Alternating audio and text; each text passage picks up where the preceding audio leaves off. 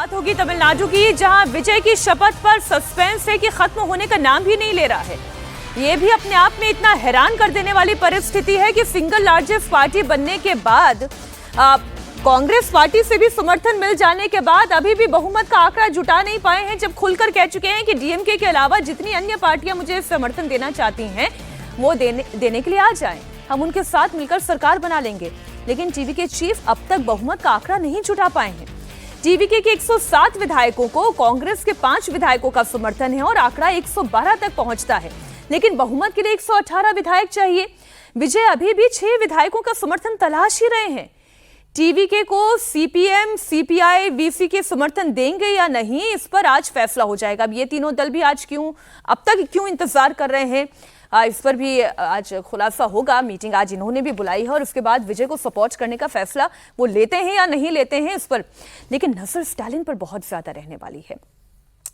विजय ने कल फिर राज्यपाल से मुलाकात की थी। पहले कल का घटनाक्रम आपको बता दूं। राज्यपाल ने विजय को बहुमत के साथ आने के लिए कहा और इस बीच तमिलनाडु में जो हो रहा है उस पर स्टालिन ने एक अलग राजनीति खेलनी शुरू कर दी है। स्टालिन अभी भी इस घात में है कि सरकार उनके पास आ जाए। यहां तक कि एआईएडीएमके और डीएमके गठबंधन की खबरों की भी हवा उड़ रही है। सोचिए जरा, एआईएडीएमके क्यों बनी थी, कैसे बनी थी और किन परिस्थितियों में बनी थी। अब एआईएडीएमके और डीएमके का क्या गठबंधन हो सकता है। चेन्नई से एक बड़ी खबर आ रही है, आपको दे दूं पहले ये बड़ी खबर। टीवी के मुख्यालय में इस समय पार्टी की अहम मीटिंग चल रही है। इसमें पार्टी के सभी विधायक और सीनियर लीडर्स मौजूद हैं। बैठक में गठबंधन और सूबे में चल रही सियासी हलचल को लेकर बातचीत चल रही है।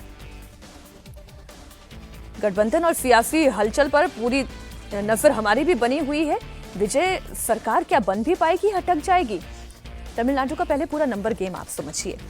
विजय आखिरकार फंस कहां रहे हैं, समस्या कहां आ रही है। विजय की पार्टी टीवीके को 108 सीट मिली और 2 सीट पर विजय जीते। अब आप ये जानते हैं कि दोनों सीटें तो वो रख नहीं सकते, एक सीट तो उन्हें छोड़नी ही होगी। ऐसे में टीवीके का फाइनल नंबर होता है 107। कांग्रेस के 5 विधायक टीवीके के साथ हैं। सपोर्ट लेटर उन्होंने सौंप भी दिया, आंकड़ा 112 पर पहुंच गया है। लेकिन बहुमत का आंकड़ा 118 का है, तो ऐसे में मैजिक नंबर के लिए 6 विधायकों के समर्थन की और जरूरत है। अब विजय मैजिक नंबर तक पहुंचे कैसे, ये आपको बता दें। टीवी के कांग्रेस के साथ अगर लेफ्ट के 4 और वीसीके के 2 विधायक आ जाते हैं तो 118 का आंकड़ा पहुंच जाता है और विजय सरकार बना सकते हैं। लेकिन अगर वाकई में ये हो गया होता तो राज्यपाल से जब मिलने के लिए कल विजय फिर से गए थे तो फिर इनके समर्थन का भी पत्र लेकर जाते, यानी कि ये फैसला अभी तक नहीं हो पाया है। और तमिलनाडु में एक नई चर्चा शुरू हो गई है। द्रविड़ पॉलिटिक्स के नाम पर डीएमके और एआईडीएमके भी साथ आ सकते हैं। अब अगर ऐसा होता है तो इसका समीकरण आप समझें। डीएमके और उसके सहयोगियों के पास मिलाकर टोटल 73 विधायक हैं। वहीं एआईएडीएमके और उसके सहयोगियों के पास मिलाकर टोटल 53 विधायक हैं। ऐसे में ऑप्शन 1 की अगर बात करें तो दोनों गठबंधन मिल जाए तो बहुमत का आंकड़ा से तो काफी आगे पहुंच गए, 126 का आंकड़ा पहुंच जाता है। ऑप्शन 2 क्या हो सकता है वो भी आपको बता दें। डीएमके और उसके सहयोगी यानी कि 73 विधायक सिर्फ एआईएडीएमके के साथ गठबंधन कर ले तो भी ये आंकड़ा बहुमत के पार 120 हो जाता है। अब तीसरा ऑप्शन यह है कि कांग्रेस को डीएमके गठबंधन से बाहर करना। ऐसे में डीएमके गठबंधन के पास 68 विधायक हों और दूसरी तरफ एआईएडीएमके और सिर्फ पीएम के सरकार में शामिल हो जाए तो भी यह आंकड़ा 119 तक पहुंच जाता है।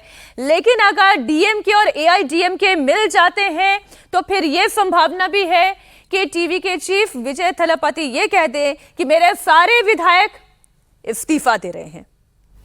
फिर मेरे सारे विधायक इस्तीफा दे रहे हैं कि अगर जनता का ये जनादेश तो नहीं है ना, ये जो बाकी आकलन हम कर रहे हैं, जनता का जनादेश टीवीके के साथ है। लेकिन राजनीति में तो कुछ भी पॉसिबल है सर।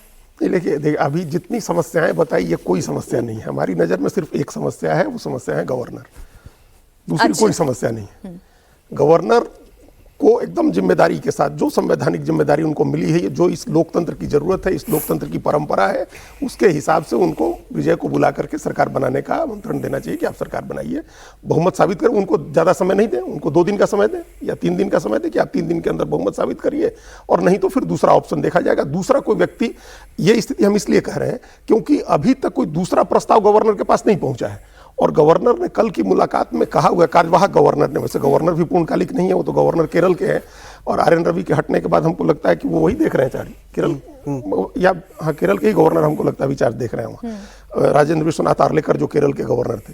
तो अब वो उनको एक अभी कोई, उन्होंने कहा कल विजय से मुलाकात में कि हम कोई दूसरे किसी को नहीं बुलाने जा रहे हैं, आप बहुमत का आंकड़ा हमको दीजिए। सर, आपने पता है अभी क्या किया? मैंने पूरा मिर्च मसाला लगाकर पनीर पकोड़ा कढ़ाई में तलने के लिए बस तैयार ही था, अच्छा किया, और आपने गैस ऑफ कर दी। नहीं, आपने अच्छा किया, आपने सारे समीकरण बता दिए, लेकिन अभी गवर्नर के सामने ये समीकरण नहीं आए हैं। आपके जो समीकरण है, गवर्नर साहब ने कल कहा उनको कि हम किसी और को नहीं बुलाने जा रहे हैं, हम अभी किसी और को नहीं बुलाने जा रहे हैं, आप बहुमत दिखाइए। लेकिन जो प्रेसिडेंट्स है अपने यहाँ, प्रेसिडेंट्स जो हैं वो इसी तरह। लेकिन मैं सर हर समीकरण पे आपकी राय जानूंगी, बाकी समीकरण मैं इसमें चटनी डाल देता हूँ।